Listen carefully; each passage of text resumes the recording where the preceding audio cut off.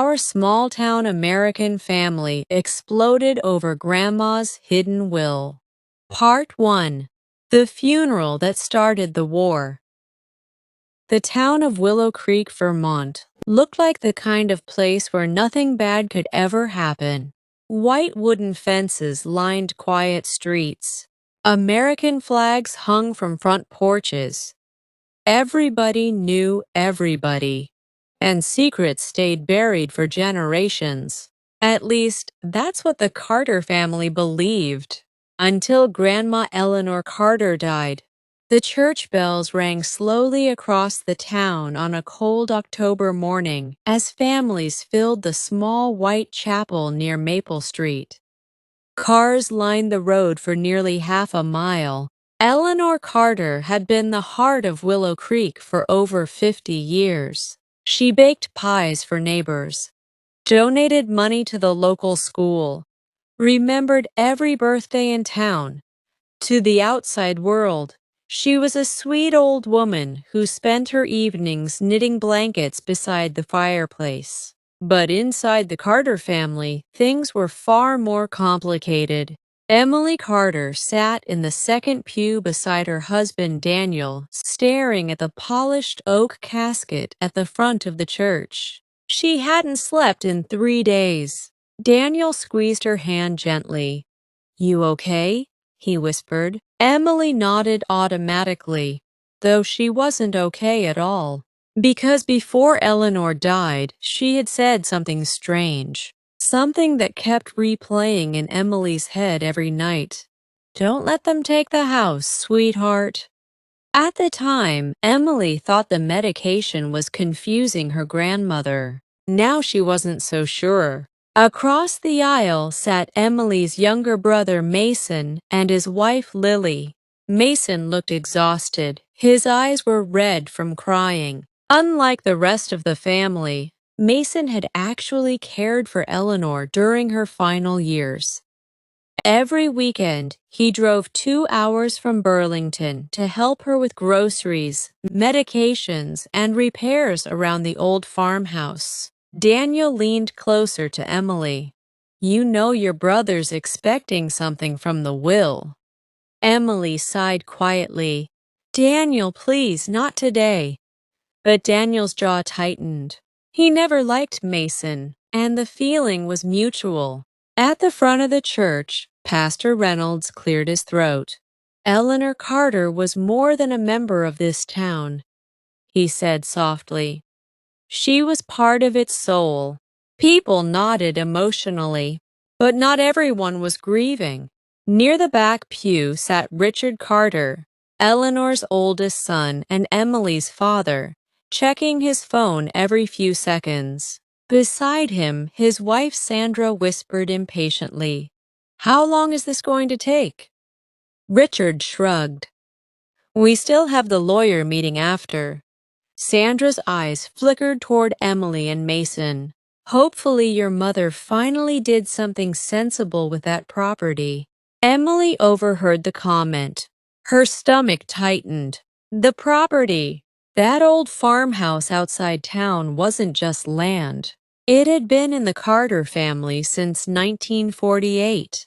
20 acres of rolling hills, apple trees, and a beautiful red barn overlooking Lake Bellwood. Every Christmas happened there. Every birthday, every memory, and now everyone wanted it. After the funeral service ended, the family gathered at Eleanor's farmhouse. The sky was gray, but thankfully no rain fell. The autumn wind carried dead leaves across the driveway as relatives entered the old home with casserole dishes and fake sympathy smiles. Inside, the tension grew heavier by the minute. Emily wandered into the kitchen where Lily stood alone washing coffee cups. "You okay?" Emily asked gently. Lily forced a smile. "Honestly, no." Emily leaned against the counter. "Mason struggling?" Lily nodded. "He loved her more than anyone else in this family." Emily looked toward the living room where Mason sat quietly by the fireplace, staring at Eleanor's empty rocking chair. He did, Emily whispered. Lily dried her hands slowly. And now everyone's acting like vultures. Before Emily could answer, Daniel entered the kitchen. The lawyer's here. Everything changed after those 4 words. The family gathered in the dining room around the long oak table Eleanor had owned for decades. Attorney Harold Bennett adjusted his glasses and opened a leather folder. 80-year-old Harold had known the Carter family his entire life. And tonight, he looked nervous. That bad? Richard asked impatiently. Harold ignored the comment. As you all know, Eleanor updated her will 6 months ago. Sandra sat straighter. Daniel exchanged a glance with Emily. Mason looked confused. Harold continued carefully. To Richard Carter, Eleanor leaves her investment accounts and savings. Richard nodded smugly. Sandra smiled instantly, but Harold wasn't finished. To Emily Carter, Eleanor leaves her jewelry collection and personal letters. Emily blinked. That seemed oddly sentimental. Then Harold inhaled deeply. And to Mason Carter. The room grew silent. Harold looked directly at him. She leaves the farmhouse, the surrounding 20 acres, and full ownership of Carter Orchard. Silence, complete silence. Then chaos exploded. What? Richard shouted, slamming his hand on the table. Sandra stood up instantly. That's impossible. Daniel's eyes widened. Emily looked shocked. Mason himself looked pale. There must be some mistake, Mason said quietly. Harold shook his head. There's no mistake. Richard pointed furiously across the table. He manipulated her. That's not true, Lily snapped immediately. Oh, really? Sandra barked. Funny how the one spending time alone with an old dying woman suddenly gets the entire property. Mason stood slowly. I never asked her for anything. Daniel crossed his arms. You expect us to believe Grandma skipped her own son? Harold raised his voice carefully. There's more. Everyone stopped. Harold pulled another document from the folder. Eleanor attached a handwritten statement. Emily's heart started pounding. Harold read aloud, To my family, if you are hearing this, then I am gone. I made this decision because Mason was the only one who loved this home the way I did. The rest of you only saw dollar signs. Richard's face turned crimson. Sandra scoffed angrily. This is ridiculous. But Harold kept reading. And there is something else you deserve to know. The room became deadly quiet. Harold hesitated, then finally continued. The farmhouse does not legally belong to Richard Carter. Richard froze. What? Harold swallowed. Eleanor attached records proving the property was originally left to someone else before being transferred. Emily frowned. What does that mean? Harold slowly removed an old envelope. 32 years ago, Eleanor's husband changed ownership shortly before his death. Richard looked suddenly nervous. Sandra noticed immediately. Richard. Harold opened the envelope. The original heir was... He stopped, then looked directly at Emily. Emily! The room exploded again. What? Daniel shouted. Emily stared blankly. That can't be right. Harold nodded carefully. Your grandfather originally intended the farmhouse to pass to his first granddaughter.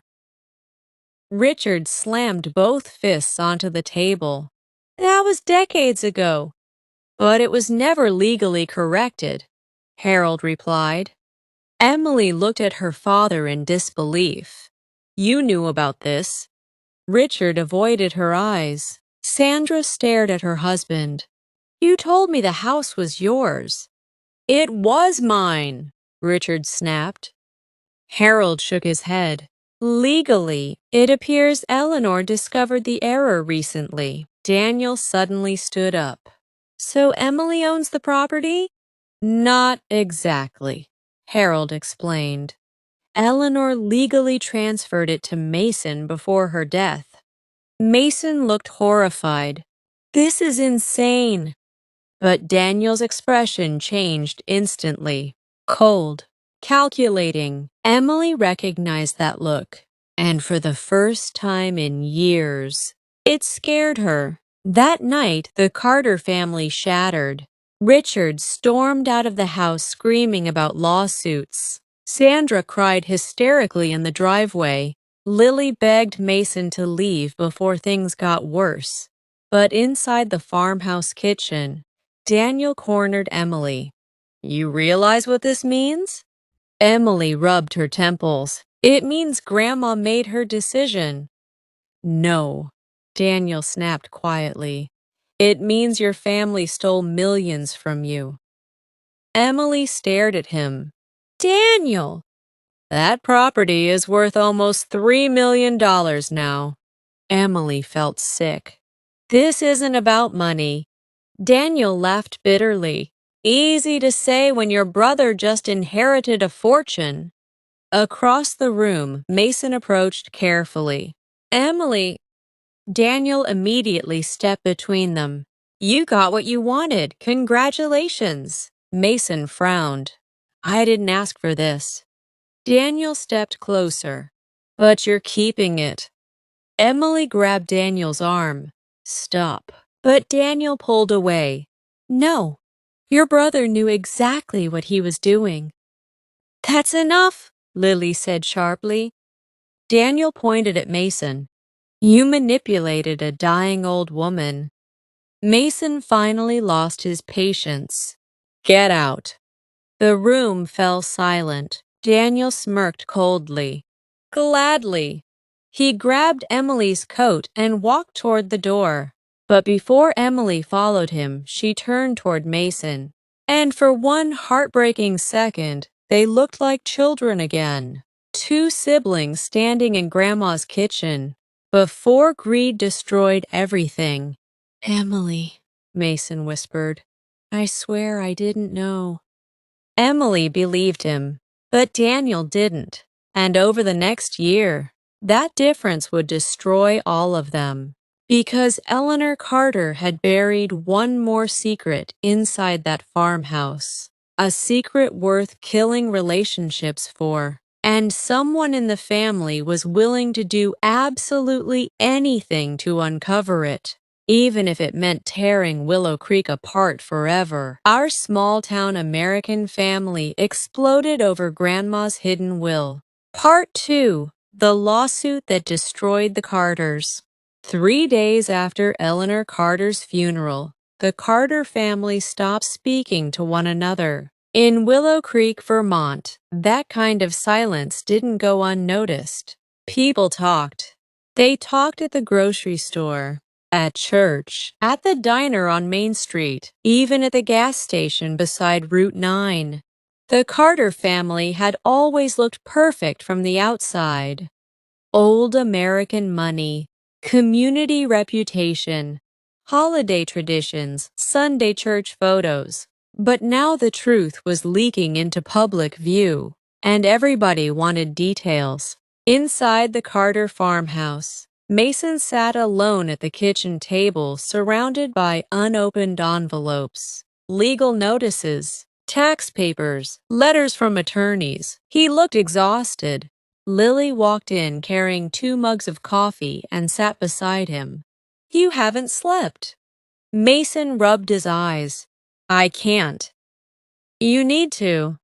He stared toward the dining room window where the orchard stretched across the hills behind the house. Leaves drifted slowly through the cold autumn air.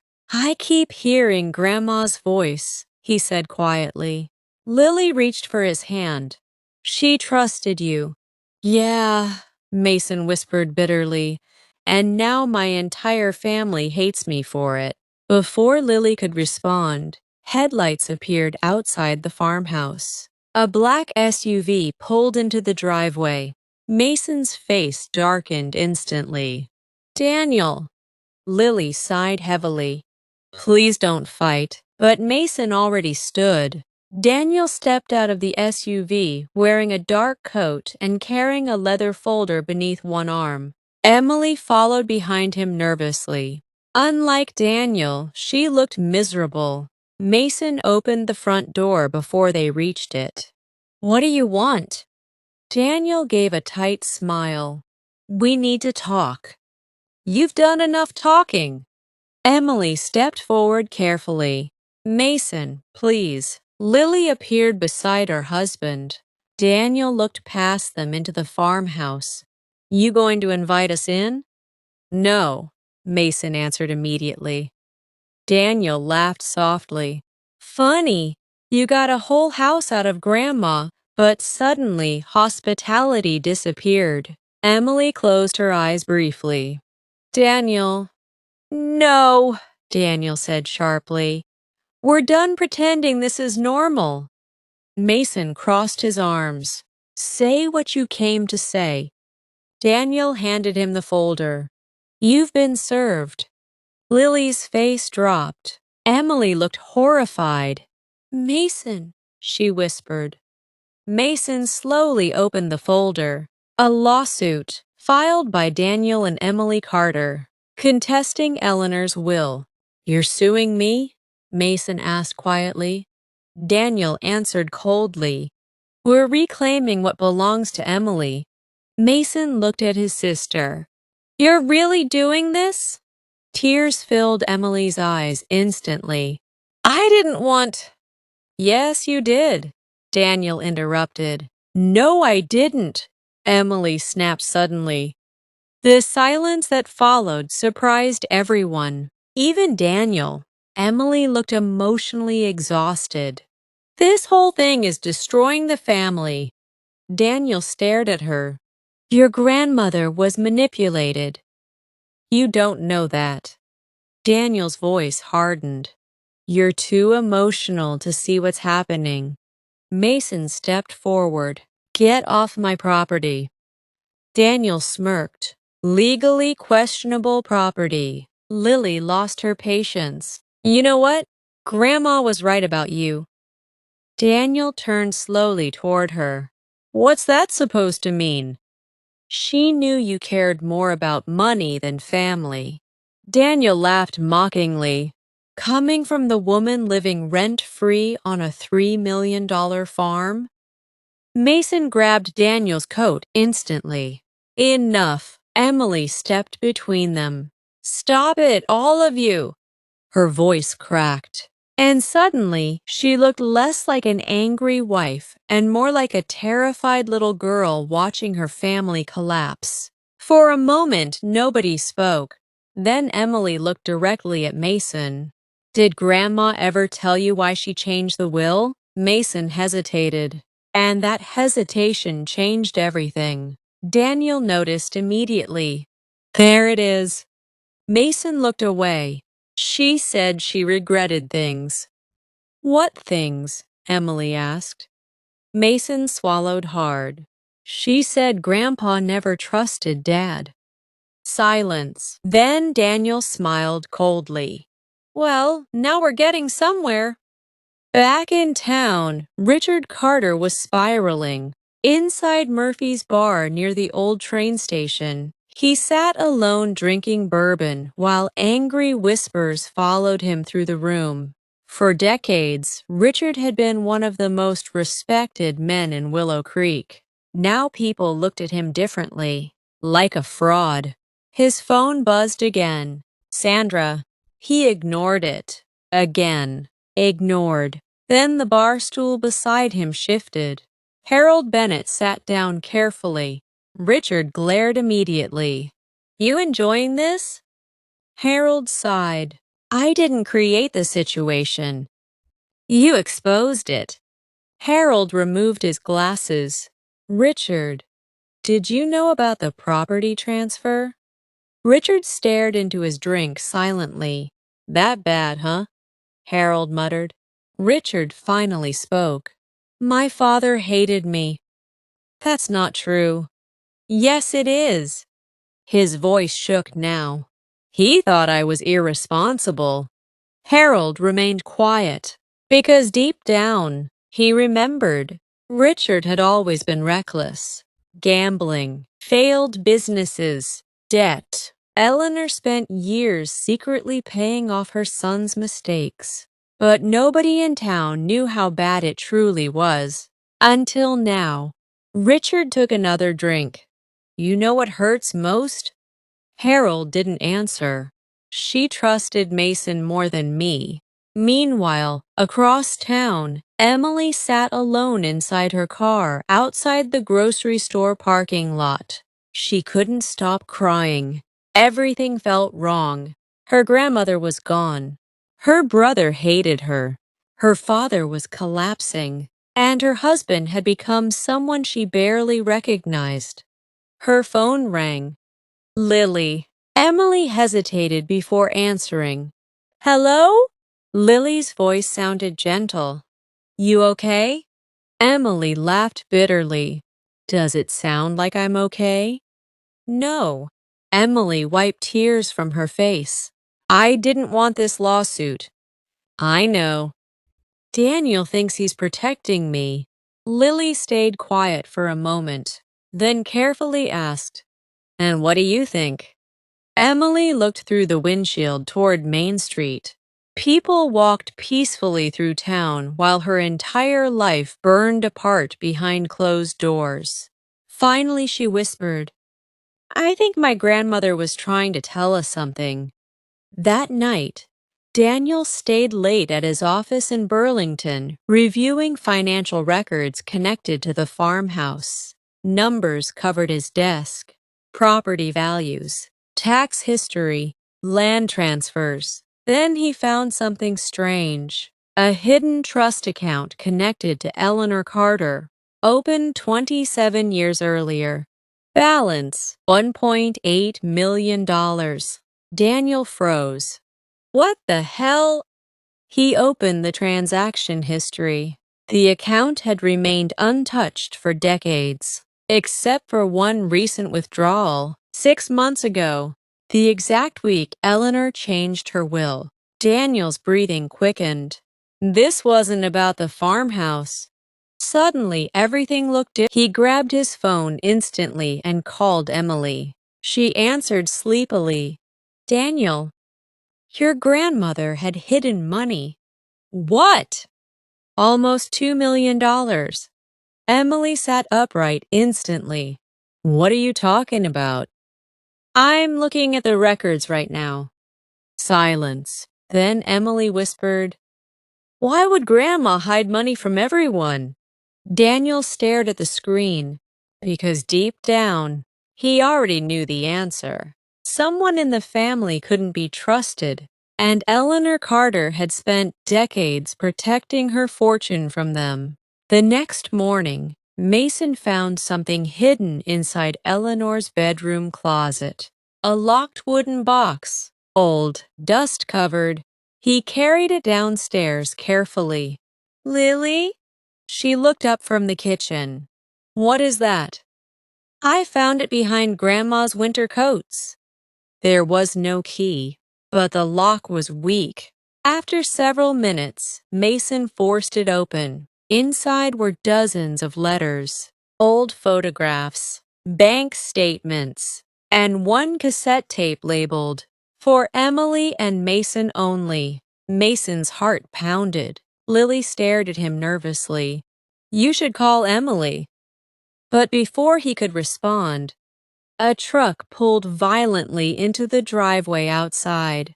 Then another. Mason walked toward the window. His face hardened immediately. 3 construction vehicles, 2 county inspectors, and Daniel stepping out beside them. Lily looked stunned. What is he doing? Mason opened the front door furiously. Daniel approached calmly. Morning. What the hell is this? Daniel handed him official paperwork. County inspection order. Mason read the page quickly. Then his face went pale. Unsafe foundation. Structural violations. Potential condemnation. Lily grabbed the paper. This is ridiculous. Daniel shrugged. Someone anonymously reported safety concerns. You reported us? Mason shouted. Daniel stepped closer. If the farmhouse gets condemned, ownership transfers become a lot more complicated.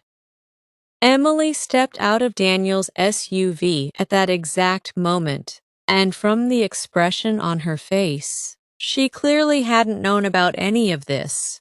Daniel, she whispered in disbelief. But Daniel ignored her. Inspectors walked toward the house. One of them spoke loudly. We'll need access immediately. Mason looked like he might punch someone. Emily turned toward her husband slowly. You did this behind my back? Daniel didn't answer. Daniel. Finally, he looked at her. I'm trying to protect our future. Emily stared at him for several long seconds, then quietly said, No, you're trying to win. For the first time since the funeral, Daniel looked genuinely uncomfortable, but the damage was already done. Because standing on the farmhouse porch, watching inspectors invade the home their grandmother loved, Emily finally realized something terrifying. The hidden will wasn't destroying the family anymore. Now greed was, and Daniel was changing into someone she no longer recognized. Our small-town American family exploded over Grandma's hidden will. Part 3. The tape Grandma never wanted public. The farmhouse inspection lasted 6 brutal hours. County officials walked through every room with clipboards and cameras, while Mason followed them with clenched fists. Daniel stayed outside most of the time, leaning against his SUV like a man who had already won. Emily could barely look at him. Lily sat quietly on the porch steps, wrapped in Eleanor's old knitted sweater, trying not to cry. By sunset, the inspectors finally left. The oldest inspector handed Mason a packet of documents. There are issues, he admitted, but nothing severe enough for condemnation. Daniel's expression changed instantly, but the report said structural damage. There is structural damage, the inspector replied calmly. Just not enough to legally remove the owners. Owners, plural. The word hit everyone differently. Mason exhaled slowly in relief. Lily hugged him immediately. Daniel looked furious. Emily looked ashamed. As the county trucks disappeared down the gravel road, silence settled across the farmhouse property again. Then Mason turned toward Daniel. You done? Daniel adjusted his coat. Not even close. Emily stepped between them. That's enough. No, Daniel snapped. Your brother is hiding something. Mason laughed bitterly. Like what? The money. The air froze. Lily frowned. What money? Emily looked confused. Daniel. But Daniel was already pulling papers from his briefcase. The hidden trust fund Eleanor kept secret for decades. Mason's face changed instantly, and that reaction told Daniel everything. You knew. I found out yesterday, Mason admitted quietly. Emily stared at him. You found out and didn't tell me? Mason looked toward the farmhouse. There's more. Lily slowly turned toward him. What do you mean? Without answering, Mason walked back inside the house. The others followed. Inside the living room, Mason placed the wooden box onto Eleanor's coffee table. Emily's eyes widened. Where did you get that? In Grandma's closet. Mason carefully lifted the cassette tape from the box. The label still read, "For Emily and Mason only." Daniel stepped forward instantly. "Play it." "No," Mason replied sharply. Emily looked at him. "Why not?" "Because Grandma clearly wanted privacy." Daniel scoffed. Privacy disappeared the moment she rewrote a $3 million will. Emily glared at him. "Stop talking about her like she was a business deal." For a moment, Daniel said nothing. Then quietly, "You really think this family chaos is about emotions?" Emily crossed her arms. "What's that supposed to mean?" Daniel pointed toward the tape. "That woman was hiding something big enough to split this family apart." Mason stared at the cassette player sitting beside Eleanor's bookshelf. Deep down, he already feared what was on it. But Emily slowly sat beside the table and picked up the tape gently. She wanted us to hear it. Nobody argued after that. Mason inserted the cassette. The old machine crackled softly.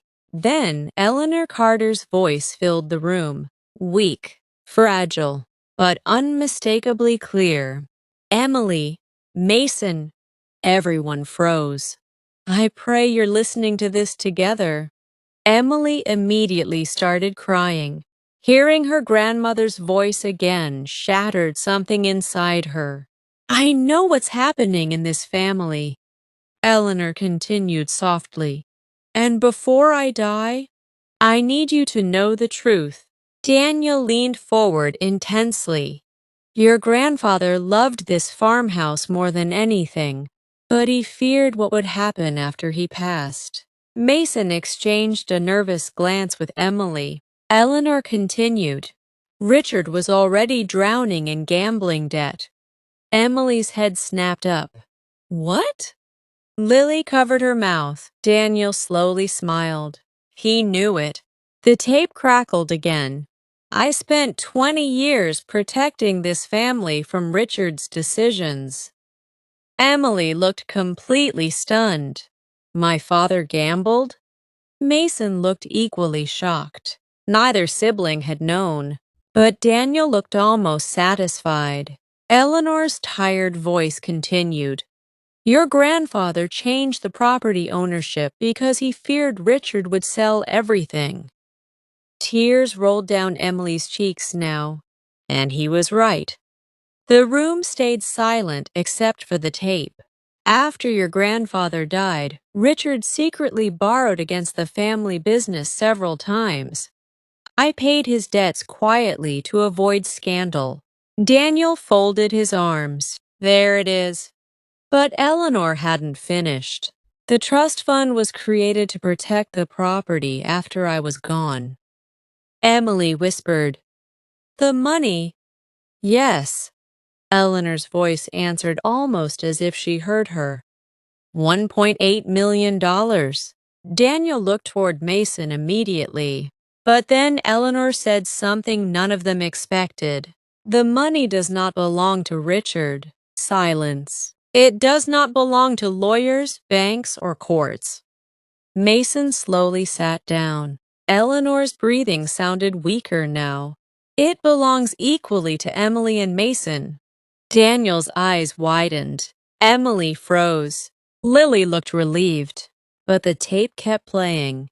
"And there is one final truth you deserve to know." Everyone listened carefully. "Daniel cannot be trusted." The room exploded into silence.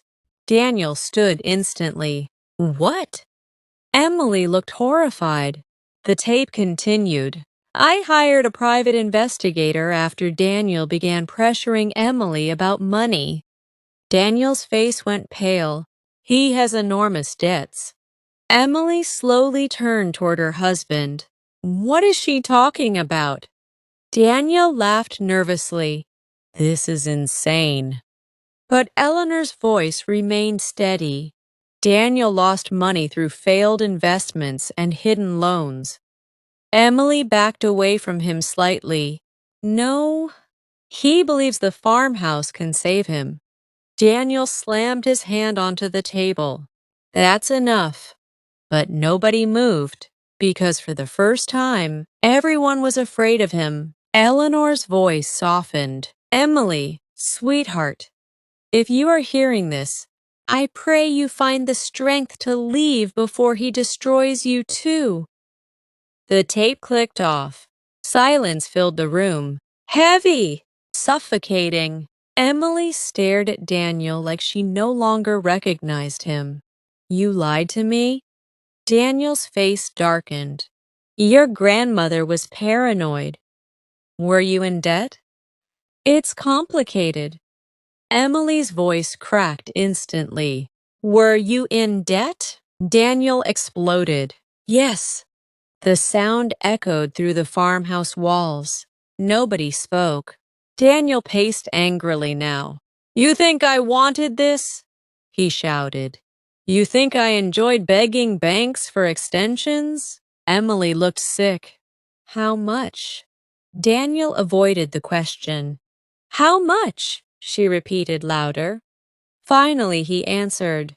Almost 700,000.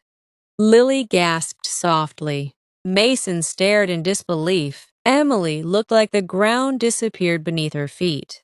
All this time, she whispered. Daniel pointed toward Mason. I was trying to save our future. No, Emily whispered. You were trying to save yourself. Daniel laughed bitterly. Oh, now I'm the villain? You sued my brother. He stole your inheritance. He cared for Grandma while we visited twice a year. Daniel suddenly turned toward Mason violently. You think you're innocent, he shouted. You enjoyed watching this family turn against each other. That's not true. You could have refused the property. Mason stepped closer now. And you could have told your wife the truth. That hit Daniel hard. For several seconds, nobody moved. Then Emily quietly removed her wedding ring. Daniel noticed instantly. Emily. Her voice trembled. You lied to me for years. I was going to fix it. You used me. No. You used my grandmother's death to solve your financial disaster. Daniel's breathing became uneven. Emily listened to me, but she stepped backward. And in that moment, Daniel realized he was losing her. For the first time, fear appeared in his eyes. Real fear. That night, Emily left with Lily and stayed in the guest room upstairs, while Mason sat alone outside beside the orchard. Cold wind swept through the trees. The farmhouse lights glowed softly behind him. Then footsteps approached. Richard, his father, looked exhausted, older somehow, like the secrets had finally aged him overnight. You heard the tape? Richard asked quietly. Mason nodded. Richard stared toward the orchard. She hated me. No, Mason answered softly. She was trying to protect the family. Richard laughed bitterly. From me. Neither spoke for a while. Then Richard quietly admitted, she wasn't wrong. Mason looked at him. Richard's eyes were red. I lost everything after your grandfather died. Business deals, poker games, loans. He swallowed hard. Your grandmother saved me more times than you know. Why didn't you stop? Richard stared into the darkness. Because some people don't know how. For the first time in years, Mason felt sorry for him. But inside the farmhouse upstairs, Emily sat awake in tears, staring at her wedding ring on the nightstand. Lily sat beside her quietly. I feel stupid, Emily whispered. You're not stupid. He lied about everything. Lily hesitated carefully. Did you ever feel something was wrong? Emily looked down. Yes. Then why stay? Emily's eyes filled again. Because I loved him. Downstairs, Daniel sat alone in his SUV parked near the edge of the property, hands trembling, phone buzzing nonstop from creditors, missed calls, final notices, debt warnings, and now Emily knew everything. His entire plan was collapsing. Then his phone rang again. Unknown number. Daniel answered irritably. What? A calm male voice responded, Mr. Carter, we need our money. Daniel's face changed instantly. You'll get it. You said that 3 months ago. I'm handling it. The voice grew colder. No, you're failing. Daniel swallowed hard. We can work something out. You have 30 days. The line disconnected.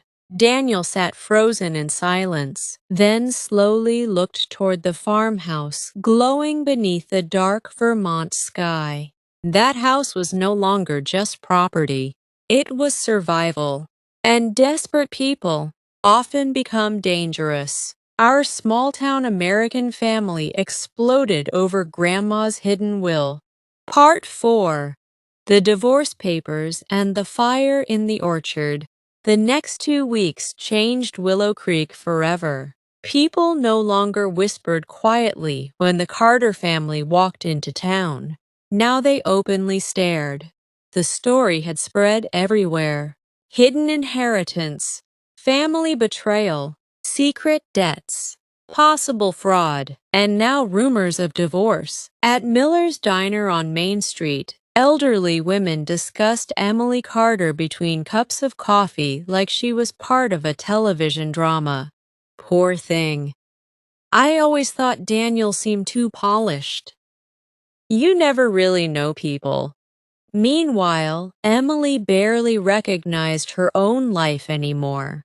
She stayed at the farmhouse almost every night now, not because she wanted the property, because it was the only place that still felt safe. Eleanor's scent still lingered in the hallways. Old cinnamon candles, apple pie, lavender soap. The farmhouse reminded Emily who she used to be before life became complicated. Before Daniel. One cold evening, Emily stood alone on the back porch, wrapped in a blanket, while the orchard stretched endlessly beneath the fading sunset. Mason walked outside quietly. You okay? Emily laughed softly. That question's getting old. Yeah, Mason admitted. They stood together in silence for a moment. It felt strange. For years they had drifted apart. Careers, marriage, distance. Adult life had slowly turned siblings into strangers. Now tragedy was somehow bringing them back together. Emily looked toward the barn. You know what's weird? What? I used to think Grandma loved you more. Mason frowned. What? She always defended you. Mason laughed quietly. She defended you too. No, Emily replied softly. I was the responsible one, the successful one. You were the dreamer. Mason shoved his hands into his jacket pockets. Grandpa used to say you carried the family pressure. Emily smiled sadly. That sounds like him. Then her smile faded. I don't even know who I am anymore. Mason looked at her carefully. You're still my sister. That nearly made her cry again. Inside the farmhouse, Lily watched them through the kitchen window. For the first time since Eleanor's death, the family looked less broken. But downstairs in the basement, another secret waited quietly in the dark. A secret Daniel had already discovered. Earlier that morning, while everyone slept, Daniel had secretly entered the farmhouse using an old spare key Emily once gave him. He moved carefully through the house, searching for financial records Eleanor may have hidden. Instead, he found something far more valuable, an old floor safe beneath basement shelving. Locked, but not impossible. Daniel spent nearly an hour forcing it open. Inside were property deeds, antique coins, and several sealed envelopes. One envelope changed everything. Property development offer. Hawthorne Real Estate Group. Daniel opened it immediately. His eyes widened as he read. The offer was dated almost 1 year earlier. $12 million for the Carter Orchard land. $12 million. Daniel's hands shook. Eleanor had refused the offer completely. But Daniel instantly understood something. The farmhouse itself wasn't the true fortune. The land was. And if the property could somehow be sold, every debt in his life would disappear. But there was one problem. Mason would never agree, which meant Daniel needed leverage. Fast. 3 days later, Emily officially filed for divorce. The news hit Willow Creek like an earthquake. Daniel Carter, once respected attorney, charming husband, rising businessman, suddenly became the town villain, and he hated it. Inside his Burlington office, Daniel slammed divorce papers across his desk while his friend and legal partner, Stephen Hale, watched carefully. "You need to calm down." Daniel laughed bitterly. "I'll calm down. My wife left me, my debts are crushing me, and now everyone thinks I'm some kind of criminal." Stephen lowered his voice. "Because you crossed lines. I did what I had to do." Stephen leaned back slowly. "No, you panicked." Daniel poured whiskey into a coffee mug. "You don't understand." "I understand perfectly," Stephen replied. "You borrowed money from dangerous people." Daniel looked away. "And now?"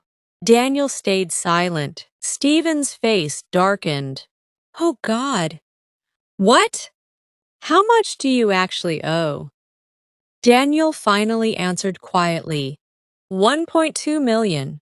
Stephen stared at him in disbelief. "That's impossible." "I kept refinancing." "You idiot!" Daniel slammed the mug down. "I was trying to build something." "No," Stephen snapped. "You were gambling with investments exactly like Emily's father." The comparison hit Daniel like a slap, because deep down, he knew it was true. That same night, Emily sat inside the farmhouse dining room reviewing divorce paperwork while Lily cooked dinner nearby. The mood felt heavy. "You sure about this?" Lily asked gently. Emily stared at the papers. "No." Lily looked surprised. Emily sighed deeply. "I still love him." "That doesn't mean he's good for you." "I know." Emily rubbed her forehead. "But part of me keeps remembering the man I married." Lily stirred the soup quietly. "Sometimes people only show their real selves when they're desperate." Emily looked toward the window thoughtfully. "Grandma knew." "Yes. She saw through him before I did." Lily nodded softly. And that realization hurt Emily more than anything, because Eleanor had tried to protect her, and Emily hadn't listened. Upstairs, Mason sorted through more of Eleanor's old belongings when he discovered another hidden envelope tucked inside a sewing basket. His name was written on the front. Hands shaking slightly, he opened it. Inside was a handwritten letter. "Mason, if you are reading this, then things have probably become uglier than I hoped. There is something hidden on this property that certain people may eventually discover. Do not trust developers. Do not sell the land. And most importantly, protect Emily." Mason frowned, then continued reading. "The orchard is worth far more than anyone realizes. Not financially. Historically, your grandfather discovered something beneath the North Field in 1974. Something powerful men wanted buried." My God. Mason reread the sentence 3 times. Before he could continue, a loud explosion echoed outside. Boom! The entire farmhouse shook violently. Emily screamed downstairs. Lily dropped a glass in the kitchen. Mason sprinted toward the window. Orange light filled the orchard. Fire! The barn was burning. Everyone rushed outside immediately. Flames roared across the old wooden structure as smoke rose into the freezing Vermont night sky. "Call 911!" Lily shouted. Emily stared in horror. That barn is over 80 years old. Mason ran toward it instinctively, but Lily grabbed him. "No! The animals!" "There aren't any animals in there." The heat became unbearable within seconds. Neighbors arrived quickly. Then firefighters. Sirens pierced the quiet countryside. Water blasted across the structure as townspeople gathered along the road, watching the Carter family tragedy grow even worse. Then Sheriff Dalton arrived, a tall, gray-haired man who had known Eleanor for decades. He walked toward Mason seriously. "Where were you tonight?" Mason looked stunned. "What?" "The fire started with accelerant." Emily's eyes widened. "You think someone set it?" Sheriff Dalton looked toward the burning barn. "I know they did." Everyone fell silent. Then the sheriff quietly added, "And we found tire tracks leaving the orchard." Mason immediately looked toward Daniel's SUV tracks near the gravel road. Emily noticed too. "No," she whispered. But deep down, she was beginning to wonder what Daniel was truly capable of anymore. An hour later, firefighters finally controlled the blaze. The barn was destroyed, completely gone. Nothing remained except charred beams and smoke drifting into the cold sky. Mason stood frozen beside the ruins. Then Sheriff Dalton approached him again. "There's something else." "What?"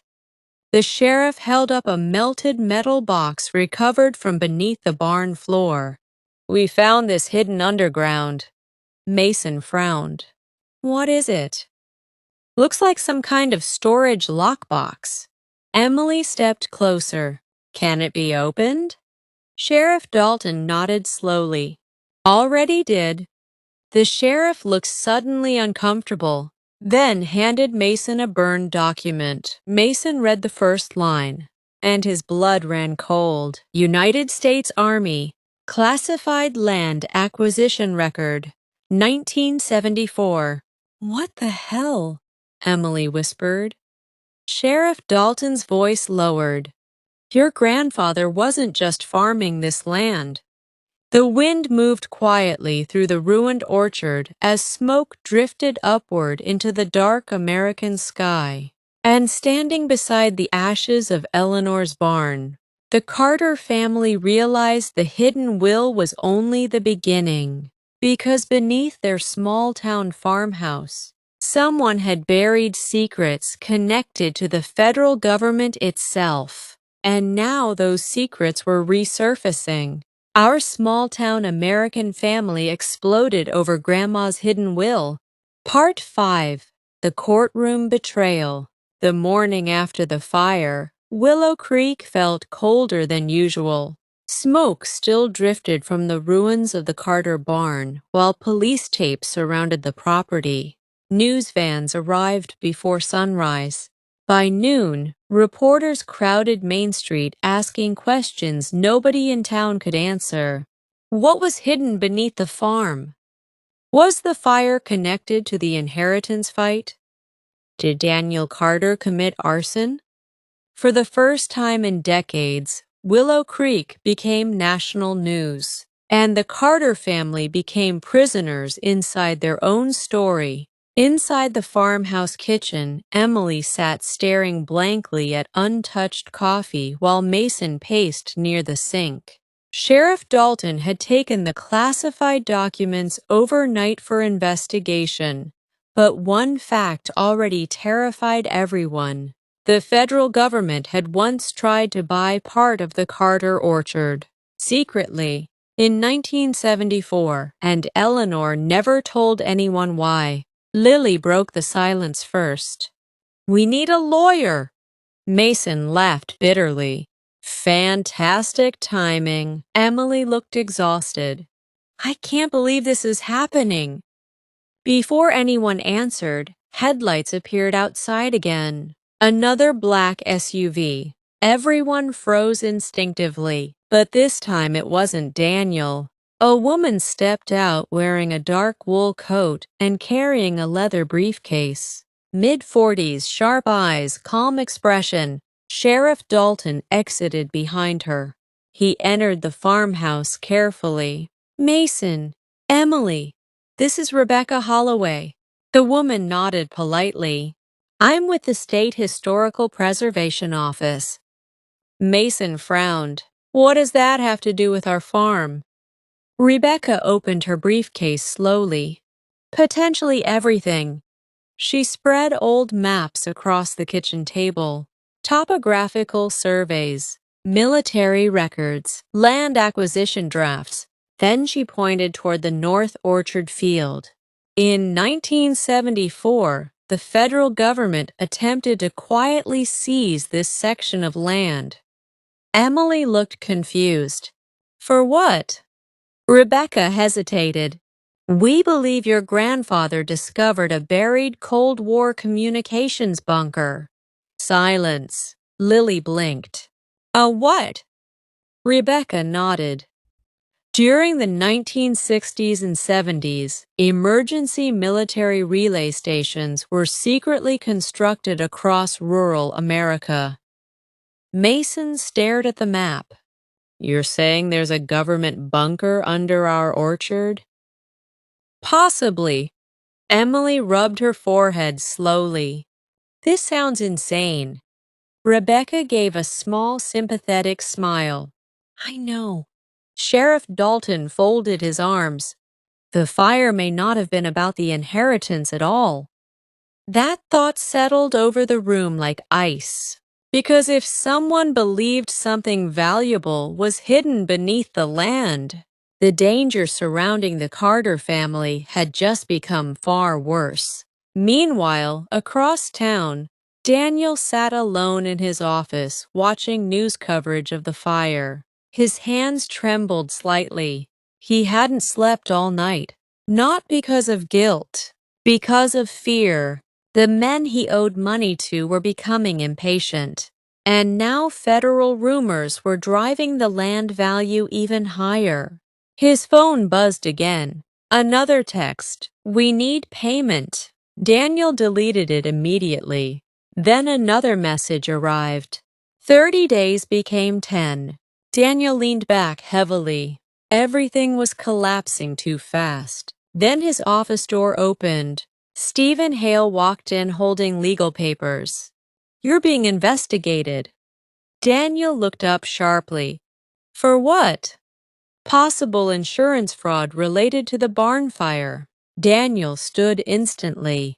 "That's ridiculous." "Maybe," Stephen answered carefully. "But your name keeps appearing around every disaster connected to that family." Daniel grabbed the papers aggressively. "I didn't burn that barn." Stephen looked at him for a long moment, then quietly said, "You're starting to scare even me."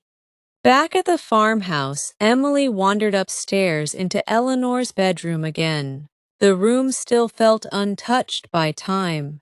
Floral curtains, old books, family photographs lining the dresser. Emily slowly picked up one picture of herself as a child sitting beside Eleanor in the orchard. Both smiling, both happy, before money ruined everything. A soft knock interrupted her thoughts. Mason entered quietly. "You okay?" Emily nodded weakly. "Just thinking." Mason sat carefully on the edge of the bed. "I need to ask you something." She looked at him. "If things get uglier." He hesitated. Would you testify against Daniel? Emily froze. The question hit like a knife. Mason! I'm serious. Emily looked away immediately. He's still my husband. He may have burned the barn. You don't know that. And you don't know he didn't. Silence stretched between them. Then Emily whispered, I don't know anything anymore. Downstairs, Lily opened the front door after hearing another vehicle outside. Richard Carter stood there, unshaven, exhausted, broken. Can I come in? Lily hesitated, then nodded. Richard slowly entered the farmhouse he once expected to inherit. His eyes wandered across the familiar walls. You know, he said quietly, I grew up here. Mason entered the hallway instantly. What do you want? Richard looked at his son. To apologize. Nobody expected that, especially Mason. Richard rubbed his tired face. I spent my entire life blaming everyone else for my failures. Mason stayed silent. Richard continued quietly. My father didn't trust me because I gave him reasons not to. Emily walked downstairs slowly and stopped when she saw him. Richard looked toward her. I failed you too. Her eyes filled instantly. I should have protected you from Daniel. You didn't know. No, Richard admitted painfully. But I ignored signs because I was too busy drowning in my own problems. For the first time in years, Richard Carter looked honest, and somehow that hurt even more. 3 days later, the courtroom battle officially began. The old county courthouse in Burlington overflowed with reporters, locals, and curious spectators. The Carter family sat divided across the room. Mason and Lily on one side, Daniel alone beside his attorneys. Emily caught between both worlds emotionally. Judge Eleanor Whitmore entered sharply. This court is now in session. Daniel immediately looked composed again, like the charming attorney everyone once admired. That terrified Emily because she remembered how persuasive he could be. Daniel's lawyer stood confidently. Your Honor, we intend to prove undue influence regarding Eleanor Carter's final will. Mason's attorney rose next. We will prove the will was legally sound and fully intentional. The battle began immediately.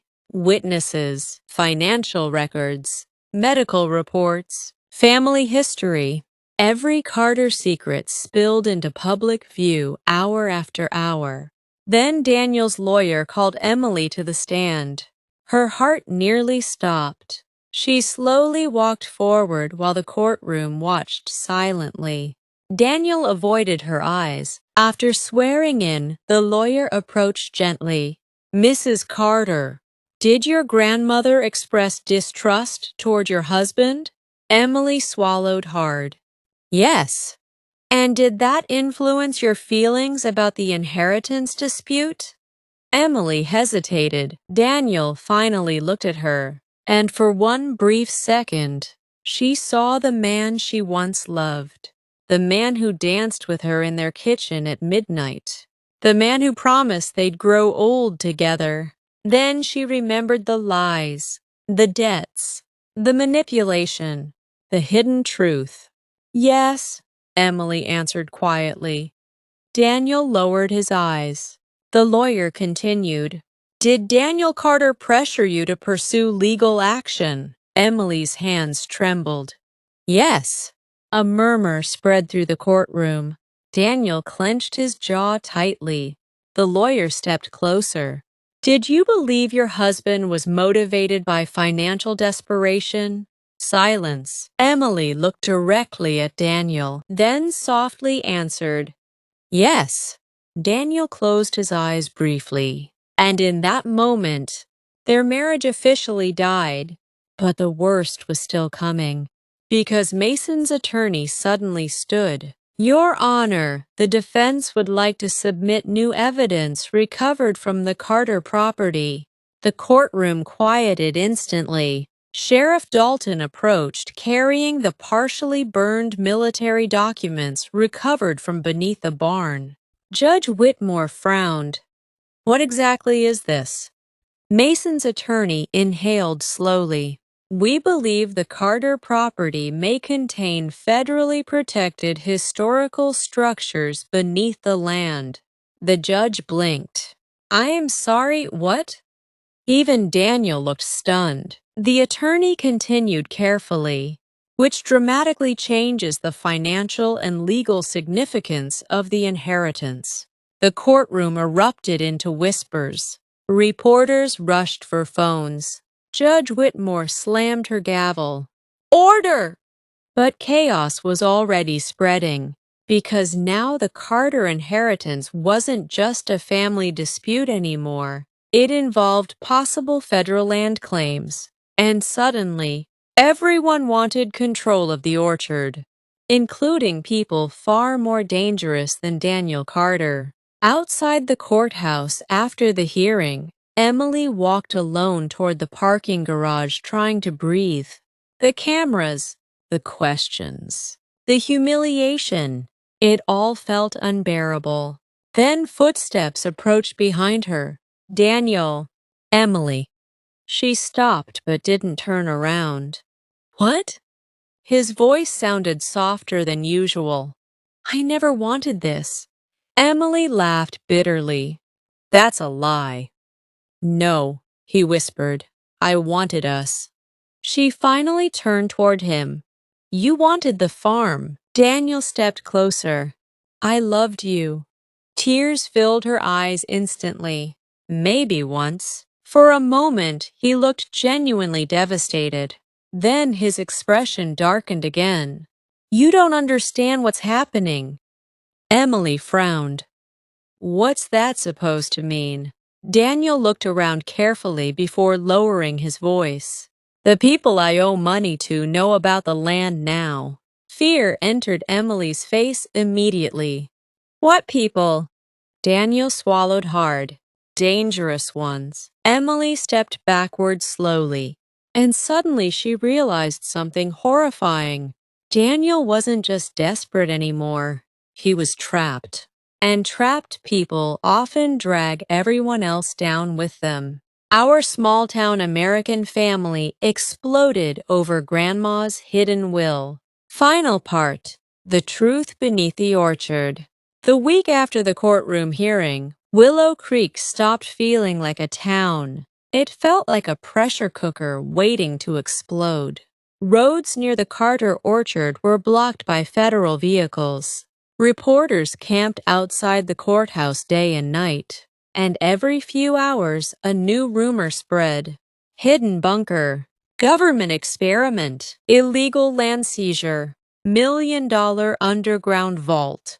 Nobody knew what was true anymore, not even the Carter family. Inside the farmhouse, Emily sat alone at the kitchen table, holding Eleanor's final letter again. Her hands shook slightly as she reread the last line. Protect the orchard, even if it costs everything. Mason entered quietly. They're coming back tomorrow. Emily didn't look up. Who? Federal engineers. They got a court order. Emily closed her eyes. So it's real. Mason nodded slowly. It's real. Lily stood by the window watching news vans still parked outside. This family used to be normal, she said quietly. Mason gave a sad laugh. When? Nobody answered, because none of them could remember anymore. The final excavation. The next morning, the Carter orchard looked unrecognizable. Federal barriers surrounded the north field. Agents in dark coats stood beside heavy machinery. Sheriff Dalton remained nearby, visibly uncomfortable. Emily, Mason, and Lily stood together near the edge of the orchard while Daniel arrived separately. He didn't speak to anyone. He didn't even look at Emily. He just stared at the ground like a man waiting for judgment. Then a federal supervisor stepped forward. Excavation begins now. The machines roared to life. Soil shifted, metal clanked, and slowly, something beneath the earth began to appear. A reinforced steel hatch, buried under decades of farmland. Emily's breath caught. Mason whispered, "Oh my God!" Daniel stepped forward instinctively. "That's it." Sheriff Dalton raised his hand. "Step back." But nobody moved. The hatch was opened carefully. Cold air rushed upward from below. A ladder descended into darkness. A federal engineer turned on a flashlight and climbed down. Seconds passed, then minutes. Finally, a voice echoed up. "Structure confirmed. Multiple rooms. Power grid long dead." Emily grabbed Mason's arm tightly. Lily whispered, "This is really happening." Then came the moment that changed everything. "Wait," the engineer called up. "There's something else down here." Silence above ground. "What is it?" the supervisor asked. A pause. Then, documents, military files, and personal records. Daniel frowned sharply. "That makes no sense." But the engineer continued. "And a sealed safe." Emily felt her stomach drop. Because suddenly, this wasn't just history. It was truth waiting to be opened. The safe. The safe was brought to the surface 2 hours later. Old, heavy, stamped with faded government markings. Everyone gathered around it. Reporters leaned forward. Federal agents prepared cameras. Sheriff Dalton looked uneasy. Emily whispered, "Grandma knew about this." Mason nodded slowly. "Yeah." Daniel stepped forward suddenly. "We should open it." A federal agent stopped him. "This is federal property now." Daniel laughed bitterly. "Everything here started with my family." Nobody responded. The safe was opened. A loud metallic crack echoed across the orchard. Inside, folders, photographs, sealed envelopes, and one final cassette tape. Emily stared at it. "No." Mason picked it up carefully. It was labeled, "Final Recording, Eleanor Carter." Lily whispered, "She recorded everything." The tape was placed into a player brought by investigators. Static filled the air. Then Eleanor's voice returned. Stronger this time. Clear. Intentional. "If you are hearing this, then the truth has finally been uncovered." Emily felt tears already forming. "I didn't protect this land for money." Daniel's expression tightened. "I protected it because of what is buried here." Mason leaned forward. "What is she talking about?" The voice continued. "In 1974, your grandfather discovered a classified government project beneath this orchard." Silence. "A communications control station designed during the Cold War. It was abandoned, but never fully declassified." Emily whispered, "So it was real." Daniel stared at the ground. Eleanor continued, "But that is not the most important truth." Everyone froze. The project was not just military. A pause. It was financial. Mason frowned. "What does that mean?" Eleanor's voice became heavier. "It contained records of illegal money transfers tied to powerful families across the country." Emily's eyes widened. Daniel suddenly looked uneasy. Lily whispered, "Oh my God." "And your grandfather stole copies of those records." Silence so deep it felt unreal, "and hid them here to protect our family." Mason stepped back slightly. Wait, what? Eleanor's final words came slowly. If the truth ever came out, it would destroy more than just the Carter family. A long pause. It would destroy people who still have power today. Then the tape ended. The final twist. No one spoke for several seconds. Then a federal agent quietly said, "This site is now under national investigation." Reporters erupted instantly. Phones went up. Questions shouted. Chaos began again. But Emily didn't hear any of it, because she was looking at Daniel, and for the first time, she saw pure fear in his eyes. Not fear of debt, not fear of divorce, fear of something much bigger, something dangerous. Daniel stepped closer to her. "We need to leave." Emily shook her head. "No." "Emily, what did you know?" she demanded. Daniel hesitated. That hesitation told her everything. Mason stepped between them. "You knew about this, didn't you?" Daniel swallowed hard. "I didn't know everything." "That's not an answer," Mason snapped.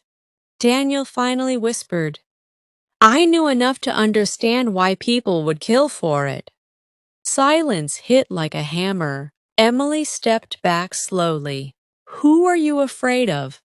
Daniel looked toward the federal agents, then back at her, and quietly said, "The people your grandfather stole from are still alive." A cold wind swept through the orchard, and for the first time, the Carter family realized the truth. This was never about inheritance, never about money, never even about the farmhouse. It was about a buried secret powerful enough to destroy lives far beyond Willow Creek. 1 year later, the Carter Orchard became a restricted historical site. Emily and Mason were cleared of all legal wrongdoing. Daniel disappeared from public record after cooperating with federal investigators. Some said he entered witness protection. Some said he ran. Some said he was taken somewhere no one could find him. Nobody knew for sure. Lily moved away and started a new life in Boston. Mason stayed in Vermont, quietly rebuilding the orchard with Emily. But things were different now. Heavily monitored, heavily protected, and forever changed. One evening, Emily stood alone near the rebuilt orchard fence. The land was peaceful again, but never innocent. Mason joined her quietly. "Do you ever think about it?" he asked. "All the time." He nodded. "Grandma saved us." Emily looked toward the horizon. "No." Mason frowned. "She warned us." A long silence passed between them. Then Emily whispered, "And we finally listened. Too late." They stood together as the sun set over Willow Creek, not as a broken family anymore, but as survivors of something they would never fully understand. Final closing note. The Carter family thought the fight was about a hidden will, but in the end, it was about a buried truth that changed everything. Some secrets destroy families, others protect them, and some were never meant to be uncovered at all. Thank you for watching this emotional American family story. Good luck, and don't forget to stay on this channel, subscribe, and join us for more powerful stories like this.